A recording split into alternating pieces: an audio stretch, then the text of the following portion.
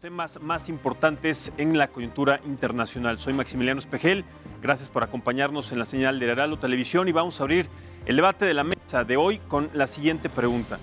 ¿Cómo se podría construir algún nuevo patrón o nuevos patrones de comportamiento en la sociedad a favor de nuestro planeta? Y también cómo fomentar la educación ambiental actualmente con esta crisis que sacude a nuestro planeta. Bueno, quizás empezando, sí, con estas imágenes de la devastación total. Así se ve desde el espacio los terribles incendios que han azotado a Australia desde septiembre. Han sido verdaderas imágenes apocalípticas, desde los más recónditos lugares hasta los lugares que de alguna manera conocemos desde hace mucho tiempo. Estos incendios inclusive han cobrado la vida de más de 20 personas y de miles, sí, de miles de millones de animales. Esta es una auténtica catástrofe para la biodiversidad. El astronauta Luca Permitano, quien publicó estas fotografías, fue quien además se hizo famoso justamente por hacerlas. Fue el mismo que en la más reciente edición de la Conferencia de las Naciones Unidas sobre el Cambio Climático envió este mensaje que le vamos a mostrar. In the 6 years that have passed since I was here the first time and this year, I have seen with my own eyes that the terrible effects of climate change. That is the number one common enemy. We need everybody to come together and understand that the only way to fight it is through cooperation. Lo cierto es que este tipo de fenómenos son cada vez más frecuentes y cada vez más destructivos, desafortunadamente. Pero en medio de esta situación, expertos afirman que la humanidad no está ni cerca, ni remotamente cerca de cumplir las metas para los años 2030 y 2050 en distintos acuerdos internacionales para proteger al planeta. México también está comprometido en esta agenda. Sin embargo, hay que decir que de acuerdo con un estudio global realizado por la consultora Kantar, escuche esto, al 78% de los mexicanos les importa poco o nada la preservación del medio ambiente. Y si no me cree, vamos a escuchar esta encuesta que se hizo al respecto. El nivel educativo promedio no pasa, el nivel educativo promedio real no pasa de los 7 años de escolaridad. Y adicionalmente, tampoco somos afectos a recibir los mensajes, es decir, tenemos una resistencia ante las cuestiones nuevas. Y ese tema nuevo es el tema ambiental. Por eso no solamente no tenemos la cultura de protección ambiental, sino que nos resistimos a ella.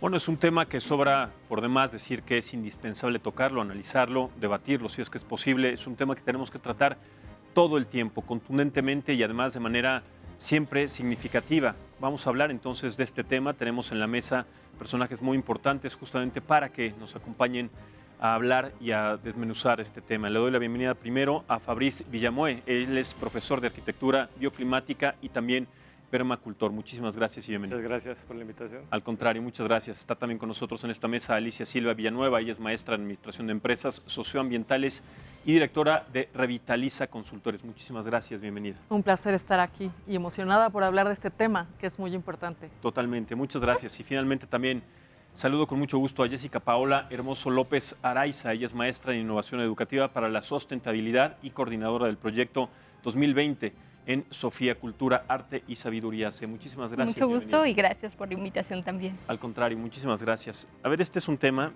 que de alguna manera y en diferentes espacios, yo concretamente me he dedicado también a difundir, a promulgar, a tratar de generar a partir de diferentes espacios, de plataformas digitales, una conciencia, pero de alguna manera no es que esté desmotivado, pero me doy cuenta de que sí, efectivamente, con lo que vimos en estas imágenes, a la gente y sobre todo en México, concretamente les importa poco o nada este tema.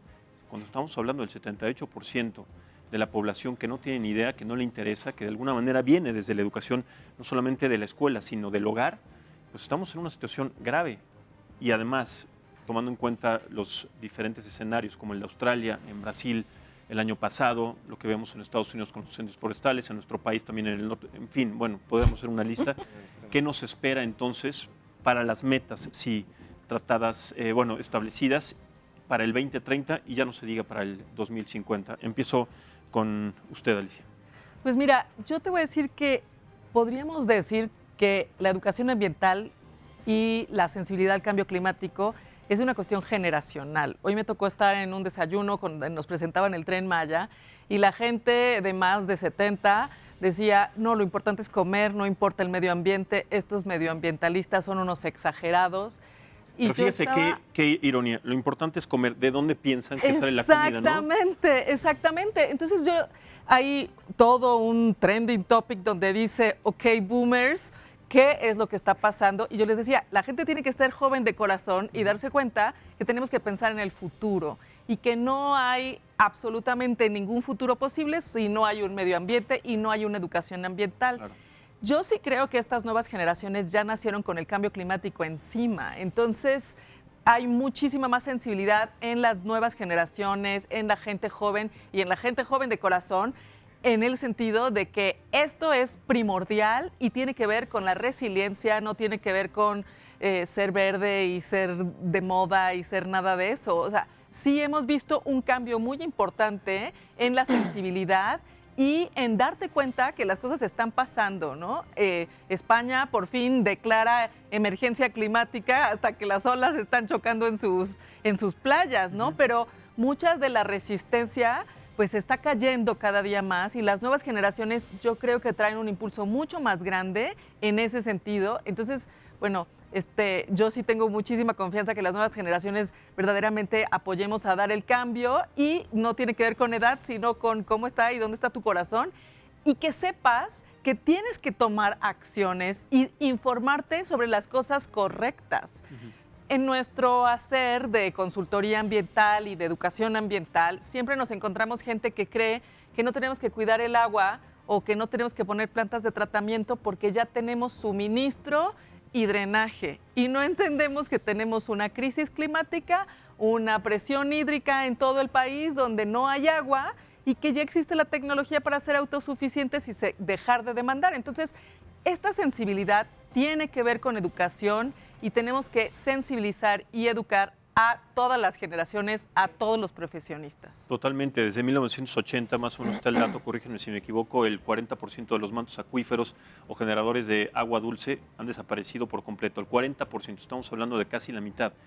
En 20 años, en 30 años, que son las primeras metas, 2030 y 2050, bueno, ¿qué nos espera? Sobre todo al ritmo de lo que hemos visto en cuanto a degradación ambiental y en nuestro país, con los manglares, con los mantos acuíferos, con los ríos, en fin.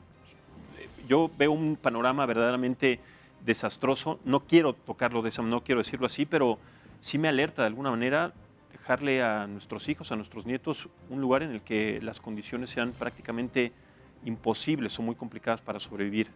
Jessica. Pues sí, efectivamente, o sea, coincido mucho con lo que dice Alicia. Hay diferencias generacionales importantes. Sin embargo, estuve hace unos años dando clases en secundaria.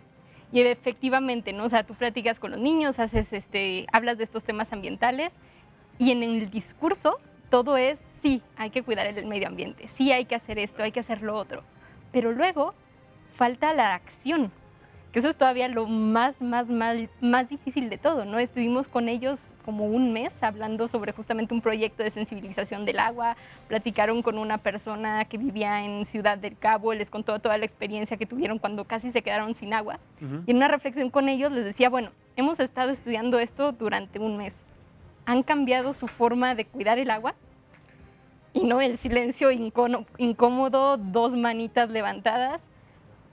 Y entonces, digo, no es la idea deprimirnos, pero sí es la idea también repensar cómo hacer para que todo este impulso, incluso moda que a veces podríamos llamar en torno al medio ambiente, genere acciones, ¿no? O sea, y que sí haya una conciencia de la importancia del medio ambiente, de la interdependencia, y cómo aprender también y tener el valor de cambiar hábitos en nuestra vida diaria, que son los que generan o refuerzan todo un sistema económico que, queramos o no, a la larga es lo que nos ha llevado también a donde estamos ahorita, ¿no?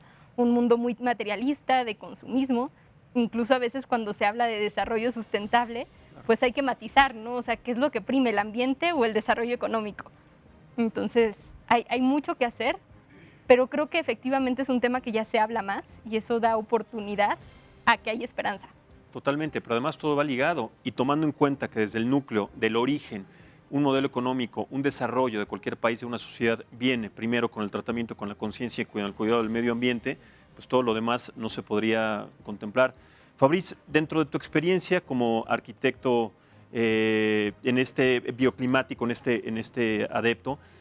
¿Cómo ves la perspectiva, sobre todo de las sociedades de los países industrialmente más desarrollados en un futuro? Y te lo digo por un dato que a mí también me impresionó y seguramente ustedes lo conocen. China, en 3 años, usó o consumió de alguna manera más cemento que los Estados Unidos en un siglo, en el siglo XX. O sea, estamos hablando de un país que sí creció, que el desarrollo creció muchísimo, pero en 3 años que haya usado, que haya consumido más cemento que los Estados Unidos, el país industrialmente más poderoso en todo un siglo, eso, bueno, que nos espera entonces una vez más, y sobre todo en estas materias de arquitectura, sí, exactamente. Exactamente, bueno, pues se sale de proporción, ¿no? Lo mismo que dices, es increíble, es un problema de sobrepoblación.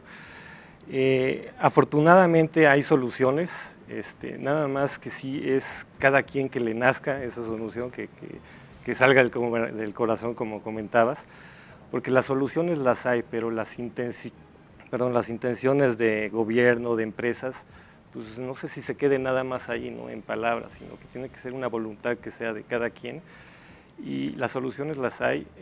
Hay una filosofía que se llama la permacultura, se habla mucho de la permacultura. Yo, aparte de dar clases de arquitectura bioclimática, me baso mucho en los principios de la permacultura, que usa principios éticos fundamentales, no nada más para construir de una manera eficiente, no nada más se habla de calentadores solares o tecnologías modernas, ¿no? Sino que también te habla de un sistema holístico de vivir, o sea, que tú cultives tus propios alimentos, convivas en un ambiente totalmente sustentable, busques tus propios recursos, y es una guía realmente, porque en un mundo tan complejo como el de hoy en día te puedes llegar a perder. Y la permacultura es una filosofía, unos principios que te ayudan un poco a entender este camino, salir de todo lo apabullante que puede ser la vida moderna, y te hace poner los pies en la tierra. Entonces, si no hay biodiversidad en el planeta, se acaba todo, se acaba la vida, ¿no? Entonces, eso es lo que te está llamando la permacultura, a crear ambientes humanos sostenibles, básicamente.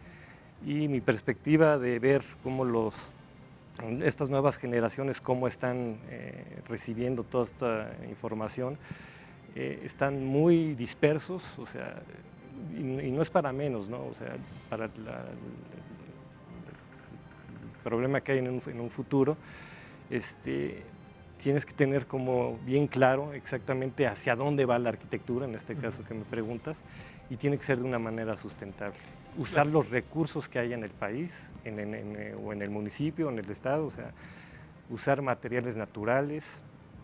No se puede pensar todavía en construir grandes construcciones de concreto, de acero, cuando los recursos cada vez van a ser menos, ¿no? El petróleo, todo está en base al petróleo.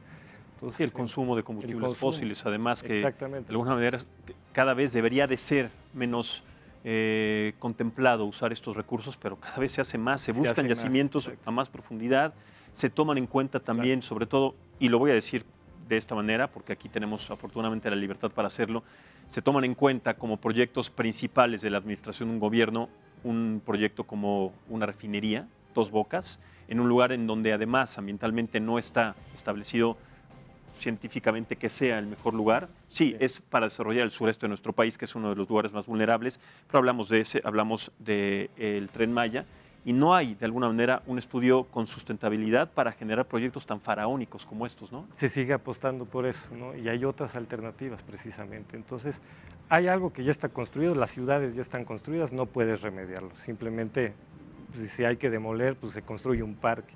Pero lo más preocupante es para lo que viene, las áreas verdes que todavía quedan en el planeta, cómo se van a poblar, ¿no? Eso es ahí es en donde repercute, donde está el mayor interés como arquitecto, y como todas las instituciones que den este tipo de materia, es cómo poblar estos nuevos lugares, ¿no? Porque no vas a detener la población. Pero tomando en cuenta esa información, Fabrice, en 2030 está contemplado que 4.000 millones de habitantes, ahorita somos aproximadamente 7.500, en 2030, bueno, no tengo idea cuántos vamos a hacer, pero bueno, si contemplamos que 4.000 millones pueden ser casi la mitad de habitantes que van a vivir en zonas desérticas, ¿qué va a pasar con el resto? Entonces, de quienes carezcan de una posibilidad de tener agua y también alimentos, sobre todo tomando en cuenta el razonamiento de Fabrice, ¿no?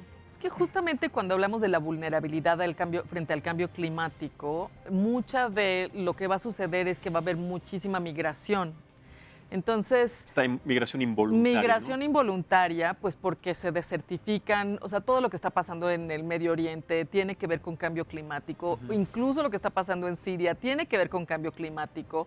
Y bueno, lo que decías de los incendios de Australia, todo eso está provocando que se mueva pues todo el mundo. La gente se tuvo que salir de donde estaba, la gente en California se tuvo que mover a otro lado. Es decir, cuando la situación o las condiciones en las que estás cambian, hablábamos ahorita de el Cabo, ¿no? De cuando llegó el día cero y no tenían agua, pero también hay algo Ciudad Cabo, muy Ciudad del Cabo, ajá.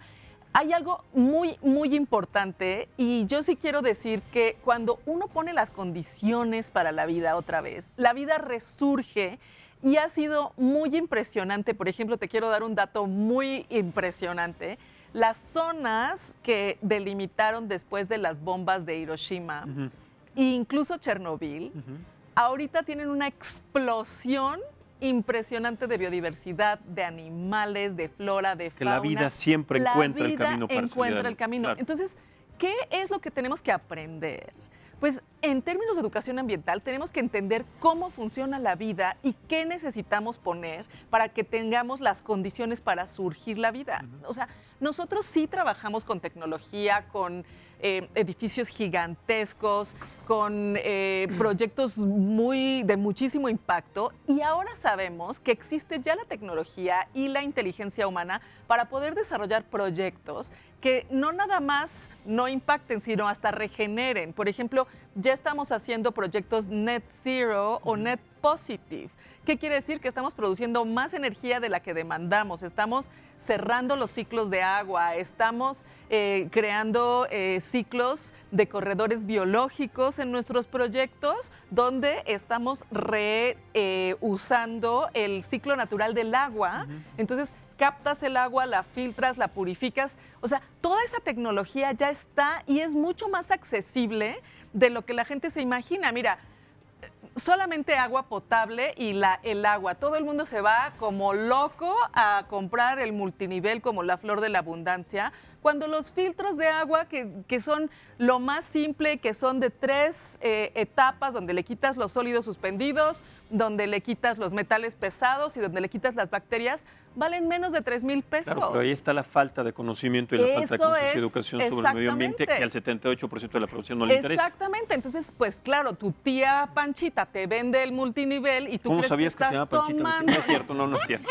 Pero tú crees que está tomando agua limpia cuando no has entendido que el agua limpia necesita primero quitar sólidos suspendidos, después quitar metales pesados, después quitar sedimentos con filtro de carbón y después las bacterias con un rayo ultravioleta. Exacto. De verdad, lees cualquier cosa que tiene que ver con la calidad del agua, la potabilización, y ahora los hipsters de la Condesa se van a comprar filtros de agua japoneses que valen 70,000 pesos. Exacto. Cuando en realidad no están llegando a lo que necesita cualquier persona y que podría resolverlo con 3,000 pesos, con googlear en Amazon, en Mercado Libre, en lo que quieras, filtros de agua para tu casa, ¿me entiendes? Totalmente, pero ¿cuál es el reflejo de esto? Que los seres humanos somos criaturas comodinas, somos criaturas de hábitos, somos criaturas que estamos acostumbradas justamente al confort, a la comodidad, y como lo comentaba Fabrice, es que el hecho de tener la posibilidad, o que exista en algún momento la posibilidad de buscar nuestros propios recursos, es improbable. Uno entra al supermercado y ve todo a la mano, con una cantidad de empaques inservibles que en la mayoría de los casos no sabemos en dónde van a terminar. Pero en este sentido, el hecho de estar acostumbrados a que todo lo tengamos de alguna manera fácil a la mano, pero además también podemos tener la capacidad de desperdiciar justamente todos estos recursos sin tomar en cuenta lo que genera también ese desperdicio, es otro punto. O sea, son diferentes eslabones, Jessica, que se van sumando a toda una cadena de desaciertos y de actos que generan consecuencias irreversibles en muchos casos, ¿no? Lo que acaba de decir Alicia, bueno, dijo 2 cosas que me parecieron muy importantes. Una, el poder de la mi vida. tía Panchita, esa es una, y la otra... No, el poder de la vida. O sea, alguna vez en una excursión que hice, estábamos hablando de temas de educación ambiental, y estaba con un guardián de la tradición y me dijo una frase que me marcó mucho, porque dijo, el problema del ser humano es que en estos últimos años ha querido salvar a la naturaleza sin darse cuenta que es la naturaleza la que nos permite estar vivos. Totalmente. Y entonces ahí hay un cambio en la cosmovisión o incluso en el rol que juega el ser humano, ¿no? O sea, el ser humano en los últimos años se ha creído superpoderoso, somos muy egoístas. Y muy arrogantes. Este sentimiento de ego, de que nosotros somos, sí, por ser la especie dominante, efectivamente, genera este aspecto de arrogancia, ¿no? Y ahorita, también lo comentaba Alicia, no directamente, pero hay un retorno a volver a aprender de la naturaleza. O sea, la naturaleza lleva millones de años en evolución, muchísimos más que el ser humano, claro, sabe muchísimo más que nosotros. Y entonces justamente todas estas nuevas técnicas y tecnologías que están surgiendo, incluso la permacultura, es un regresar a ver lo que la naturaleza sabe y cómo el ser humano puede nuevamente incorporarse a ella. O sea, es muy interesante, en la asociación civil en donde colaboro, estudiamos mucho cosmovisiones de culturas antiguas. Y es muy bonito ver cómo antes había un respeto y una incluso, podríamos devoción a la naturaleza, ¿no? O sea, en algunas culturas eran llamados dioses, pero era porque reconocían la total dependencia del ser humano a la naturaleza. Y lo pienso así, ¿no? Imaginemos que vivíamos en el antiguo Egipto hace miles de años y que éramos conscientes de que el Nilo era el que nos permitía comer. Claro. Y éramos conscientes de que sin él no íbamos a sobrevivir. ¿Se nos ocurriría en algún momento tirarle basura? No, inclusive no. La generación de proyectos para proveer el caudal de los ríos, en este caso este río, era para alimentar toda una ciudad y para generar ese desarrollo. Eran personas y eran sociedades con una conciencia muy distinta de la que tenemos Efectivamente. Ahora. Entonces creo que en este tema de educación ambiental hay una gran labor de cambio de cosmovisión directamente. O sea, de volver a ver cuál es el rol del ser humano, porque el ser humano forma parte de la naturaleza, no somos ajenos a, venimos de ella, dependemos de ella. Lo que decías, tristemente, pues en las ciudades, tú vas a un centro comercial y la anécdota que contaban, ¿no? Que le dices a los niños que de dónde viene la leche y te dicen que del Tetra Pak. ¿Pero por qué? Claro. Porque no estamos viendo las conexiones, no estamos viendo que esa agua viene de ríos y que el agua que nosotros tiramos cuando vamos al excusado nunca se nos pasa por aquí a donde va. Claro. No dices, sí, acaban los lagos, en los océanos, pero ¿qué pasa en todo ese proceso? Y para que haya llegado ahí al WC primero, ¿cómo llegó esa agua? ¿Por qué está limpia? ¿Cómo la tenemos ahí antes también de desecharla y de que vuelva a tener otro uso, ¿no? O sea, pensamos en la Ciudad de México, la cantidad de energía y electricidad que se tiene que invertir para que tengamos agua, claro, la cantidad de agua que se va en fugas y luego el desperdicio propio, ¿no? Y esa agua que se va en fugas se va al drenaje profundo porque no existen lugares de mantos acuíferos, como bien lo estábamos comentando, Fabricio, sobre estas zonas verdes, y es agua que se desperdicia. Efectivamente. No sabemos ya finalmente dónde está, no se genera ese ciclo del agua. Y precisamente tomando en cuenta la generación del ciclo del agua, que es uno de los más importantes y que en México cada vez o en diferentes partes del mundo se atrofia y se desestabiliza más el ciclo del agua, ya las condiciones climáticas están completamente descontroladas. Yo una cosa, algo que no he escuchado, un proyecto que yo no he escuchado nunca, ni siquiera de las autoridades, es humedecer. O sea, más allá de que tengan azoteas verdes, etcétera, es humedecer. ¿Cómo se puede fomentar, cómo se puede fortalecer o reactivar el ciclo del agua si no hay zonas verdes, pero estas zonas verdes no están humedecidas, no se generan o no se genera el ciclo del agua a través de lo que estas mismas plantas pueden desarrollar? O sea, a mí se me ocurrió un día un programa de humedezcan, si tienes una plantita, humedécela, humedece lo que puedas tener a tu alrededor, porque de alguna manera sería un factor entre millones de personas para volver a tratar en algunos años de reactivar el ciclo del agua, ¿no? Bueno, si nos vamos más atrás, hay un concepto, un invento increíble, ¿no? Que es el excusado, o sea, que es echar todos nuestros desechos en agua limpia. Desde ahí está el problema, ¿no? La permacultura te habla de baños secos. No es tecnología antiguamente en China usaban en las áreas de agricultura. Bueno, en Oaxaca se usa. Todavía en China, en algunas regiones se sigue usando. Es el baño seco, o sea, tiene todo un sistema para separar los líquidos de los sólidos, que no huele, está comprobado. Ya si empezamos desde ahí, el concepto de usar un baño de agua para deshacernos de nuestros recursos, porque son recursos a fin de cuentas, claro, es increíble. Entonces ahí ya estamos mal, ¿no? Y esto es precisamente lo que vuelve a traer la permacultura, recuperar toda esa información que ha habido en la historia de la humanidad, pues volver a ver hacia allá, ¿no? O sea, puede haber un sistema de baños secos en la ciudad impresionante, en donde pues igual en cartuchos la gente recolecta y lo procesa. Entonces, hablamos de medio ambiente, pues es eso, ¿no? Es esa protección precisamente. Claro, pero a ver, Fabriz, Alicia, Jessica, si tomamos en cuenta también a las autoridades, quienes son los que toman finalmente las decisiones, ¿qué opinan también sobre los proyectos y las declaraciones, entre otros, sobre el titular de la Secretaría del Medio Ambiente, la Semarnat, acerca de lo que se espera en esta nueva administración? Porque en administraciones anteriores claramente no ha sido un punto importante, sobre todo para el desarrollo de nuestro país. Por eso, el actual titular de la Semarnat ha destacado y ha hablado sobre la nueva política ambiental actual de esta administración. Si les parece, vamos a escuchar lo que dice. Claro. Regresamos para analizar sus palabras y también este proyecto y hacia dónde va encaminado, ¿no?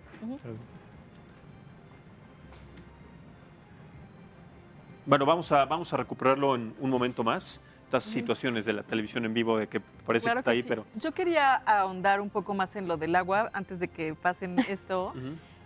Lo que nosotros estamos haciendo y que a nosotros nos gustaría que el gobierno justamente legislara es cómo es posible que los nuevos edificios siguen usando agua potable para jalarle a nuestros desechos. Así o sea, es.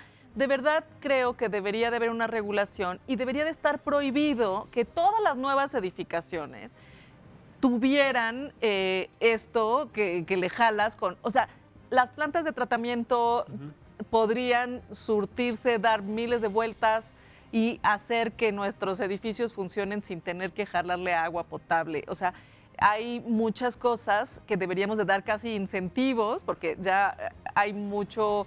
En lugar de ponerle dientes a la legislación, necesitamos ponerle incentivos y de verdad hacer a la gente guerrera del cuidado del agua en términos de educación y sensibilización.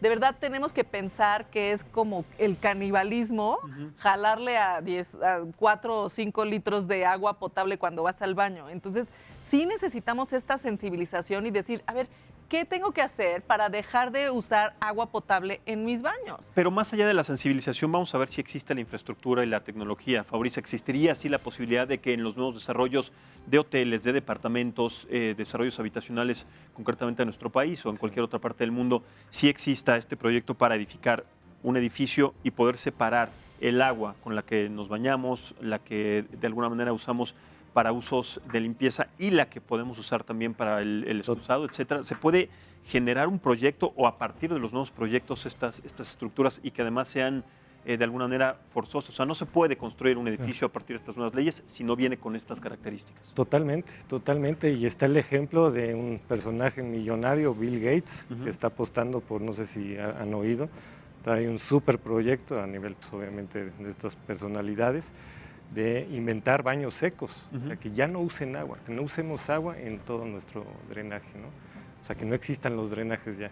Entonces eso sería un principio increíble para recuperar toda la biodiversidad y la calidad del agua. ¿Qué tan factible ves a este proyecto desarrollado, no sé, 10 años? Pues mira, yo te puedo comentar, yo tengo baño seco, vivo en una comunidad rural y mi tecnología es una cubeta con tierra y separador de orina y pues esa es la tecnología, o sea, así de sencillo. Ahora, llevar eso a una ciudad, sí, o sea, es un poco más complejo por el uso de los recursos, pero yo creo que a nivel de gente como la que está apostando por esas tecnologías, lo van a encontrar, ¿no? Esa tecnología que tiene que ser algo sencillo a fin de cuentas, ¿no? Y es que todo tiene que ver con la escala, o sea, no es lo mismo estar en una cosa rural muy pequeña, que los edificios que nosotros manejamos son de 10,000 personas, de 60 pisos, es decir, la escala y los alcances que tiene un baño seco, o sea, todo tiene un lugar y una aplicación.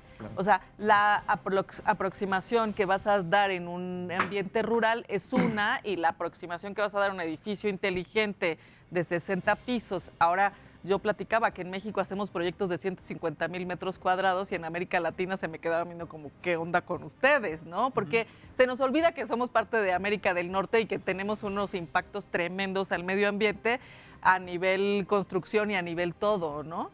Entonces, claro, nuestros megaproyectos tienen que tener tecnologías. A veces se puede una escala de baño seco, a veces se puede otra escala de, a lo mejor, poner sistemas de filtración, de recirculamiento de agua, de plantas de tratamiento, de todo ese tipo de cosas, pero que verdaderamente, por ejemplo, garanticen condiciones de higiene. Porque cuando ya tienes una acumulación de tanta gente, pues tienes que cuidar pues todas estas contaminaciones y cuidar higiene, pandemia, muchísimas cosas. Tus condiciones son mucho más estrictas en términos de lo que se permite o no se permite cuando estás hablando de desechos y cosas así. O sea, por ejemplo, sí hay leyes en México hasta dónde tienes que llevar el proceso de el agua para que sea contacto humano y cuál es el estándar que tiene que tener si no va a ser contacto humano, ¿no? Claro. Entonces, está ya muy claro cuáles son los usos del agua hacia un lado o hacia el otro. Y sí tenemos la legislación, es decir, tenemos la legislación, tenemos el dinero, tenemos todo. ¿Por qué no se hace? Eso sería lo que hablaban ahorita de, es un cambio de paradigma. O sea, tenemos todo y la gente sigue pensando que que no necesitamos plantas de tratamiento, Claro. que no necesitamos repensar cómo jalarle al baño. Es que esa sería la gran pregunta. ¿Por qué no se hace? En un momento sí vamos a recuperar las palabras del titular, en este caso de la Semarnat, y también del punto de vista de las autoridades, porque son finalmente los que toman las decisiones y generan los recursos para muchísimos proyectos, entre ellos el más importante, que para esta administración y para otras no ha sido ni mucho menos el más importante. Pero bueno, vamos a hacer una pausa, si les parece, es una pausa muy breve de 2 minutos. Seguimos hablando acerca de la crisis medioambiental y también cuál es la perspectiva que tenemos para nuestro país, para nuestro planeta y también como especie dominante de lo que sucede actualmente y la falta, la carencia de una conciencia sobre este tema. Hacemos la pausa y regresamos en un momento en esta mesa de análisis aquí en el Heraldo Televisión. Muchas gracias por continuar con nosotros en esta mesa de análisis y debate. Estamos platicando de un tema indispensable, un tema que además tiene que estar siempre en la agenda política, en la agenda social, en la agenda pública de cualquier país y sobre todo en estos tiempos en los que estamos viviendo, desafortunadamente, ya prácticamente un tiempo límite para que los recursos más importantes se terminen en nuestro planeta. Hemos visto escenarios sumamente dramáticos como lo que vimos en Australia, y cuando yo escucho cifras de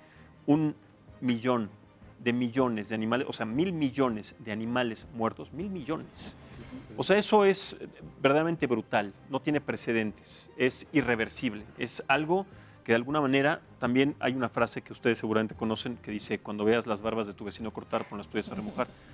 Cuando llegue ese momento para nuestro país, en esta temporada de sequía, en esta temporada de incendios, como sucede con la temporada de huracanes, ¿qué van a hacer las autoridades? Porque sí, está pensado el plan DN3 para ayudar a la población, para reubicarla, pero ¿qué se hace para prevenir? Yo no veo de alguna manera que las autoridades tengan un programa, tengan una metodología, un plan concreto para prevenir. Si vemos lo que sucedió en Australia, vemos lo que sucedió en California, en Estados Unidos, en Brasil, en fin, y que va a suceder también con nuestro país en algunos cuantos meses, ¿por qué no hay un esquema de previsión para humedecer precisamente todas estas latitudes y evitar que los incendios se propaguen? Vamos a ver en su momento, cuando llegue esto, a ver en qué situación y de qué desastre, de qué calidad de desastre estaremos hablando. Jessica. Sí, justamente creo que lo que dices es muy importante. Hay una parte de asumir responsabilidades, ¿no? O sea, conocemos la gran cantidad de problemas que existen hoy en día y hay generalmente como un deslinde, ¿no? de responsabilidad, como yo no puedo hacer esto no me corresponde a mí, le toca al gobierno, son las leyes. Y efectivamente hay muchas cosas que se pueden hacer a futuro pensando en términos legislativos, en términos de construcción, pero creo que también es muy importante pensar qué es lo que podemos hacer ahorita. Y desde nuestra parte, ¿no? Efectivamente. O sea, yo estoy muy agradecida con la maestría que estudié en la Universidad del Medio Ambiente, fue maravillosa, me cambió muchísimo la mentalidad que tenía y un poco también inspirado en todo lo que me han enseñado ahí. Ahorita desde una asociación civil estamos generando un proyecto que le llamamos el Proyecto 20-20-20. Es un proyecto que estamos haciendo puros voluntarios, es puro amor al arte con los recursos que tenemos. Y la idea es promover 20 acciones para el año 2020. Es decir, que durante todo este año, todos los que queramos nos sumemos a hacer acciones muy sencillas, pero al mismo tiempo. O sea, creo que muchas veces lo que pasa es que cada uno está desde su trinchera tratando de hacer cosas y cuando ves que eres el único o que nadie te acompaña, eso como desmotiva. Totalmente. Entonces, un poco esta iniciativa es decir, bueno, vamos a hacer cosas, vamos a hacerlas todos. Y son acciones muy sencillas, las dividimos en 4 ámbitos, uno ambiental, conciencia ambiental, otro de sana convivencia, otro de consumo responsable y uno de desarrollo personal.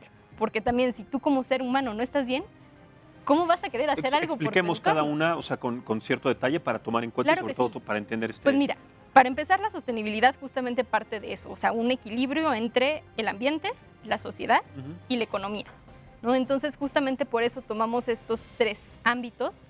En conciencia ambiental es justo lo que platicábamos, ser conscientes de las relaciones que tenemos con el medio ambiente, ¿no? O sea, con los animales, incluso con los árboles y plantas que están en el camellón de por donde vivimos. Son naturaleza finalmente, y aunque a veces lo es, ¿no? Nos sentimos que vamos a la naturaleza cuando estamos en medio de un bosque, pero no cuando vamos por el coche o en el transporte público y pasamos al lado de un árbol. Y sigue siendo naturaleza, Claro, ¿no? claro. Pero no hay esa conexión, no hay ese vínculo. Hay otra parte de consumo responsable que va en este aspecto económico, pero también de qué consumimos mentalmente, qué leemos, qué vemos y cómo todo eso nos va generando cosas en nuestra forma de ver el mundo y cómo nos relacionamos.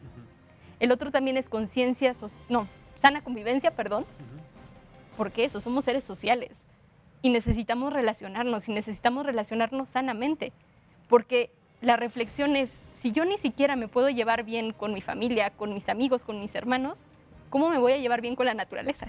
Claro. Que es todavía más diferente a mí, que me cuesta todavía más trabajo entenderla.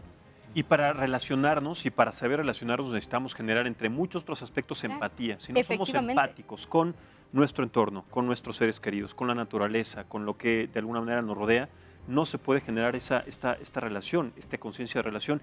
Y yo incluiría, y perdón que sea necio en esto, humedecer, porque humedecer no es un desperdicio. Podemos humedecer, tenemos la capacidad, porque tenemos a nuestra mano, los que afortunadamente, y lo digo, somos muy afortunados quienes tenemos la capacidad de poder tener un pequeño espacio verde, pero también somos afortunados los que tenemos la oportunidad de tener agua, porque no todas las personas en esta ciudad y en el mundo tienen esta oportunidad de agua. Si tenemos esa oportunidad, el hecho de humedecer no es un desperdicio.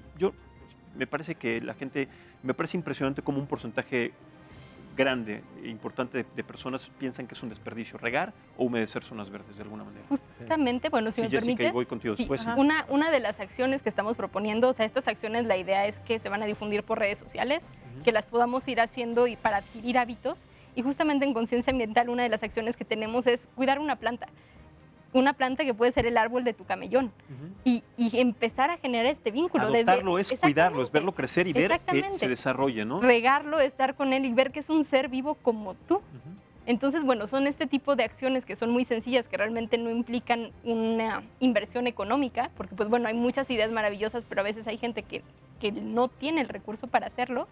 Y bueno, la apuesta en este proyecto es que si somos muchísimas personas que lo hacemos, seguramente vamos a ver los cambios y nos vamos a sentir empoderados porque no somos los únicos. Por supuesto, en millones de personas, por supuesto, y me queda claro y estoy convencido de que un cambio se refleja inmediatamente. No, y aparte así es como se expanden las epidemias. Empieza un pequeño grupo de personas, tiene acciones positivas, se empieza a contagiar y así es como, o sea, ahora queremos hacer epidemias de pensamientos positivos y de acciones hacia la sustentabilidad y es un gran proyecto. Yo en ese sentido creo que también hay muchas cosas de sensibilizarnos. Yo soy, a diferencia de los que les gusta vivir en el campo, soy un amante de las ciudades. Creo que aquí es donde está la verdadera sustentabilidad porque no estamos expandiendo ni quitando áreas de agricultura en ningún sentido. Y entonces, justo, ¿cuáles son las acciones que vamos a hacer para tener estas ciudades más vivibles, más habitables? Y yo quiero hacer una llamada a todos los mexicanos porque los próximos meses vamos a empezar a tener muchísimas secas, como tú dices, o sea, el clima empieza a secarse tal para llegar al mes de mayo, donde está la peor crisis de la calidad de aire en todas las ciudades del país. La Creo que Ciudad de importa, México, si al 78% de las personas no les importa. pero, o sea, lo que te quiero decir es que yo cuando empecé a dar clases de educación ambiental decía, no, miren, si tú vives en una ciudad en China o en India, te quitas 12 años de vida solamente por respirar el aire de esa ciudad. Y el año pasado éramos la segunda ciudad en la Ciudad de México, la segunda ciudad más contaminada del mundo. Entonces, ¿qué podemos hacer para regenerar las ciudades? O sea, ya estuvo, por ejemplo, en Londres se caía la gente muerta de la contaminación y ahora es una de las ciudades con mejor calidad de aire del mundo. Es decir, sí hay acciones que como mexicanos podemos hacer y podemos exigirle a los gobiernos que cumplan esta parte, ¿no?, que decías que les corresponde, pero nosotros también, y es cambios de paradigma, y bueno, todo esto se suma a las acciones que podemos hacer, pero definitivamente empezar a ver cómo le bajamos al coche, cómo generamos más espacios verdes, cómo también hacemos las azoteas de todas nuestras casas verdes, ¿no? Porque eso ayuda a que se baje. Y de verdad necesitamos empezar a pensar en ciclos de agua. Como tú decías, todas las zonas verdes, por la evaporación y transpiración que existe, aumentan que la ciudad tenga mejor calidad de aire, pues porque está soltando el oxígeno las plantas. Entonces, necesitamos llenar de plantas la ciudad. Esta ciudad, al menos la Ciudad de México, era un bosque. Entonces, tiene todo el potencial. O sea. Por eso, tiene el potencial de ser el bosque. Podemos regresar a ese potencial todos juntos. Es decir, hay muchas propuestas de hacer estas azoteas verdes, hay muchas propuestas verdaderamente donde hay rayos de sol, donde hay una buena calidad de tierra, surgen las plantas. Ahora, no todas las plantas son las correctas para toda la ciudad, porque si plantas el árbol incorrecto, claro, se empieza a levantar todo, ¿no? Eso es un tema muy importante y me gustaría que destacar sobre todo eso, porque la mayoría de la gente piensa que un árbol es un árbol. Y es verdaderamente una catástrofe cuando llevas una especie que en lugar de aportar genera también otros problemas. Ahí también se tiene que generar una conciencia. Claro, y por eso, fíjate, en algunos proyectos en Querétaro les decíamos, no, es que tenemos que poner vegetación nativa. Y nos decían, no, es que aquí a todo el mundo le gustan los árboles canadienses. Pues sí, pero no estamos en Canadá. Esos árboles van a sufrir, necesitan fertilizantes, necesitan insecticidas, necesitan simplemente condiciones ambientales distintas, ¿no? Ajá, pero lo que pasa es que sí hemos podido hacer que los árboles canadienses crezcan aquí, pero a fuerza de meterles muchas cosas que no necesitaríamos poner si escogemos plantas locales, árboles locales. Y lo que sucede con eso es que el subsuelo va cambiando. La química del subsuelo con un árbol que no tiene las características para crecer es que la naturaleza es... No hay manera de revertir la inteligencia que tiene la naturaleza y los procesos con los que se genera. Ahora, ustedes seguramente habrán escuchado de este reloj que los científicos en diferentes partes del mundo, concretamente me parece que es en Suecia, determinaron que estamos a punto ya de no entender que ya no hay una vuelta en U, ya este ciclo irreversible está por perderse, pero que lo consideran y lo toman, el término que usan es el fin del mundo. O sea, son ciertas horas, ciertos minutos en tiempo terrestre para el fin del mundo, pero no sé qué opinan ustedes, el fin del mundo no es un término que debería de usarse como tal. O sea, el planeta no se va a acabar. Se va a terminar la vida en el planeta. Sí, para que el planeta se termine, la vida humana y la vida de muchas especies, para que se termine este planeta, para que sea el fin del planeta, tendría que desaparecer el Sol. Esa sí sería la única condición para que este planeta se muriera y se terminara en su totalidad. Para que eso pase es imposible. O sea, la vida del Sol es de miles de millones de años todavía contemplado. Esa sería la única característica para que este planeta se muera. Entonces, tomando en cuenta eso y sobre todo esta parte de ser arrogantes y ser ególatras y decir que el planeta o que el mundo se va a acabar porque la vida se va a terminar, me parece pues un término mal usado. Sí tendríamos que entonces establecer que la vida se va a acabar como la conocemos, pero estamos pues ya prácticamente a nada, ¿no? De revertir ese proceso. 100 segundos, ¿no? Algo estabas leyendo. Que 100 segundos en este término. Escala, ¿no? Exacto, en esa escala. Pues sí es terrible, ¿no? Que se hable de estos términos, de estos tiempos, pero yo creo que la solución está, como bien dicen, en nosotros, que podamos salvar pues, no por nada se le dice la madre tierra, estamos viviendo dentro de un ser vivo. Somos parte, ¿no?, de esta célula que se llama Madre Tierra, la Pachamama, y si no hacemos algo pronto, pues sí, se va a terminar la vida como la conocemos hoy en día, van a surgir otras nuevas especies seguramente, o superhumanos tal vez. Pero como dice Jessica, no tendríamos que esperar, como dice Jessica, Alicia, no tendríamos que esperar a las decisiones y a los programas de los gobiernos para que esto cambie. Depende totalmente de nosotros, pero ahora sí, si les parece, vamos a escuchar, porque también es importante conocer el planteamiento y el punto de vista, como se los había anticipado en su momento, del actual titular de la Semarnat acerca de las nuevas políticas ambientales de esta administración de Andrés Manuel López Obrador. Vamos a escucharlo y lo analizamos. Necesitamos, pues, rescatar a la Semarnat de esa inercia para ponerla al servicio de la sociedad mexicana. Necesitamos promover leyes contra el fracking, contra el maíz transgénico y otros cultivos, por el agua para el uso humano, por la defensa de la biodiversidad, etcétera, etcétera. ¿Qué tenemos de nuestro lado? Muchas y muchos. Primeramente, un gobierno antineoliberal sustentado por 30 millones de votos y una sociedad cada vez más consciente. Bueno, Víctor Manuel Toledo, el titular de la Semarnat, lo tiene claro, ahora lo tendrá claro el gobierno para seguir estas políticas de recuperación de nuestro país. ¿Qué consideras? Pues mira, yo creo que tocó muchos temas que muchas de la gente que estamos en medio ambiente hemos peleado mucho tiempo, o sea, la parte del fracking, del maíz transgénico, si somos el pueblo del maíz. No es que estemos en contra de la ciencia, porque definitivamente ha habido un avance gigantesco en términos de agricultura, pero también todo lo que está poniéndose de químicos en la agricultura tiene unas cosas tremendas de contaminación de ríos, de eutrofización, es decir, se sobrealimenta los lagos y se vuelven súper contaminados. En Valle de Bravo a cada rato sale el hongo maldito que está contaminado tremendamente. Entonces, el gobierno lo tiene claro, pero ¿qué va a hacer con eso, no? O sea, el fracking definitivamente es un grave problema, pero entonces, ¿cuál es la otra solución? Claro. Es decir, tenemos que enfocarnos en resolver los problemas ambientales de una parte sistémica. Por ejemplo, si todo el mundo nos convirtiéramos en carros eléctricos, causaríamos otros problemas.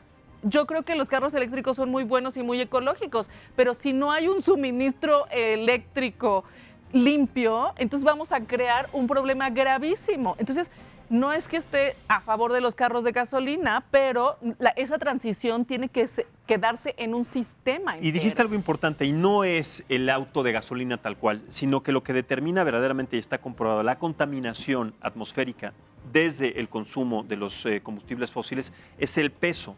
Entre más pese una unidad, un camión, más contamina. No es que sea un auto o 100 autos o 1000 autos o más, ya sean eléctricos o ya sea de combustión de gasolina. Es el peso. Y vemos que en nuestra ciudad, en nuestro país, hay no sé qué cantidad de camiones de basura, de redilas por todos lados, a horas que inclusive fragmentan la capacidad de circulación. Sabemos a las 8 de la mañana, a la hora pico, no sé qué cuántos cientos de camiones circulando por todas las vías de comunicación más importantes, generando tráfico. Bueno, es un problema gigantesco y que ahí sí es una decisión que tendría que tomar el gobierno para cambiar esos hábitos de circulación, en este caso para nuestro país. Pero mira, nosotros hicimos unas encuestas en los edificios que certificamos y nos dimos cuenta que el promedio de transporte del chilango o de la gente de la ciudad, promedio, 2 horas diarias de su vida están en transportarse hacia el trabajo y de regreso a su casa. Si tú le platicas esto a alguien de provincia, cree que estamos dementes. Claro. O sea, ese es el promedio. O eso inclusive de ciudades desarrolladas que ya hacen home office. Exacto. Puedo trabajar desde mi casa sin tener que desplazarme 2 horas. Quiere decir que eso es el promedio. Quiere decir que hay gente que pasa hasta 3 o 4 horas en el transporte. Entonces, ¿por qué no existen también políticas, como decías, de home office o de verdad incentivar a que la gente viva cerca de su trabajo y pueda llegar caminando o en bici? Cuando les digo esto a la gente, dicen, estás loca de remate, ¿cómo crees? Porque claro, el paradigma de mi generación era tener la casa gigantesca de 6 recámaras en la suburbia y ahora los jóvenes dicen, no, yo quiero vivir cerca de tu trabajo y llegar en bicicleta. Claro. Ese cambio de paradigma es el que necesitamos acelerar, porque en cuanto bajas tú a la gente del carro, es decir, cuando tú pones lo sacas de esta zona de confort de la que estamos hablando, ¿no? Sí, pero necesitas sensibilizarlo, entrenarlo y crear las condiciones. O sea, sí, la Ciudad de México está creando una red de ciclismo urbano gigantesca, pero y esto de muévete en bici ha estado ayudando muchísimo. O sea, necesitamos acelerar todo eso en todos lados. Seamos realistas. ¿Qué tan cerca estamos de generar una conciencia en una ciudad como la nuestra? con estos proyectos y sobre todo, tomadas en cuenta las condiciones que vemos actualmente en el mundo, ¿cuál es verdaderamente el panorama? Sinceramente, esto es para los tres, para cerrar con esto como conclusión, el panorama que vemos para nuestro país y para el planeta en 10 años, realísticamente, o sea, de manera realista. Empiezo contigo, Fabriz, y me voy hasta este lado para terminar con ustedes. Bueno, como una opinión de un arquitecto, las ciudades, y opinión también de grandes arquitectos, las ciudades tienen que crecer hacia adentro. No se pueden expandir ya, pues, si no es un problema de Estados Unidos, los suburbios que comentabas, y te vas acabando las áreas verdes, ¿no? Como cáncer, vas abarcando y todas estas áreas verdes que son servicios ecosistémicos importantísimos para el ser humano. Entonces las ciudades tienen que crecer hacia adentro con azoteas verdes, con tecnologías de renovación de todos sus sistemas. Entonces yo creo que es lo que vamos a ver en un futuro con las nuevas tecnologías, que sí se puede lograr una sustentabilidad en las ciudades, pero van a cambiar muchos ámbitos, ¿no? Muchas maneras de transportarse en la ciudad, como dicen, igual ya ni siquiera va a haber que ir a su trabajo, sino puede ser por internet. Entonces, Claro. es un poco como anticiparse a lo que se está viendo, pero yo creo que sí hay un optimismo en las ciudades, porque si eso cambia, bueno, pues Tenemos la perspectiva de tener un futuro sí, alentador. yo siento, o sea, no soy pesimista en muchas cosas, pero sí siento que las ciudades tienen una posibilidad, ¿no? También de subsistir. Correcto. Alicia, un minuto contigo y después contigo. Pues mira, yo sé que vemos cosas tremendas. Desafortunadamente los seres humanos no nos movemos hasta que tenemos casi que la soga en el cuello. A veces, de hecho, los activistas creen que tenemos que acelerar el cambio climático para que la gente despierte y tome acciones, porque antes, o sea, hasta que no tienes el problema gravísimo, Sí, el agua no más haces allá del nada. cuello, ¿no? Claro. Exacto. Entonces, yo creo que se ha estado en los últimos 20 años que empezamos a hacer todo esto, desarrollando una cantidad de tecnología, de soluciones, de respuestas a todas estas cosas, pero que la gente no la ha adaptado y no la ha consumido y no lo ha hecho suya, pues porque sigue cómoda. Entonces, casi a veces quisiera que no estuviéramos tan cómodos, pero te juro que el día que cierren el suministro de agua, todo el mundo va a poner su planta de tratamiento, todo el mundo va a hacer su baño seco si puede, todo el mundo va a encontrar la solución porque tú lo has visto. O sea, cuando tenemos el problema, lo resolvemos. Claro. El problema ahorita, y siempre dicen, ¿cuál es la mejor acción que puedes hacer para solucionar el cambio climático? Y todo el mundo dice, no tener hijos, dejar de consumir, quién sabe qué. La verdad es que la mejor acción que puedes hacer es hablar del cambio climático y dejar de pensar que no es un problema. Cuando tú sensibilizas a alguien, hay un cambio en la mentalidad y empieza a pensar de otra manera. Entonces, Totalmente. necesitamos seguir hablando del cambio climático, necesitamos saber que ya tenemos la soga al cuello para que la gente se ponga a actuar rapidísimo, porque ya lo necesitamos hacer. Entonces, yo sí creo que somos una especie, sí, muy destructiva, pero también una capacidad regeneradora impresionante. Les súper recomiendo el libro de 1491, donde habla de América antes de Colón y donde dice cómo las culturas originales verdaderamente hacían regeneraciones ambientales. La selva de Brasil era un vergel, entonces sí tenemos esta capacidad de regeneración. Totalmente. Déjame ir con Jessica. Se comió mucho tiempo. Perdón, menos no de pasa un minuto nada. para cerrar. O sea, coincido completamente. Yo creo que es posible que en 10 años el mundo sea otro si cambiamos nuestra forma de ver el mundo, si empezamos a ver que realmente todos estamos relacionados, que todas nuestras acciones tienen un efecto y sobre todo si nos aprendemos a escuchar. Porque justamente lo que decía, o sea, ¿cuál es el problema de los coches? Pues que te tienes que transportar. Y tal vez la solución no es quitar los coches, es hacer home office. Pero si no nos escuchamos y no somos conscientes de qué es lo que realmente nos está preocupando, es muy difícil encontrar soluciones que realmente puedan resolver los problemas. Totalmente. Jessica, muchísimas gracias. Alicia, gracias. Fabriz, muchísimas gracias. Y muchas gracias sobre todo a ustedes. Hay que generar una conciencia. La naturaleza no se equivoca, no se ha equivocado nunca, pero nosotros sí podemos tener esa capacidad de reestructurar el camino para tener mejores condiciones de vida. Por eso, siempre que vemos un árbol y que es una creación magnífica de la naturaleza y que no es perfecto porque tiene hojas secas, ramas torcidas, sabemos que aún así es hermoso. Por eso me despido de ustedes deseándoles un excelente fin de semana y diciéndoles siempre que lo que no es perfecto es hermoso. Muchas gracias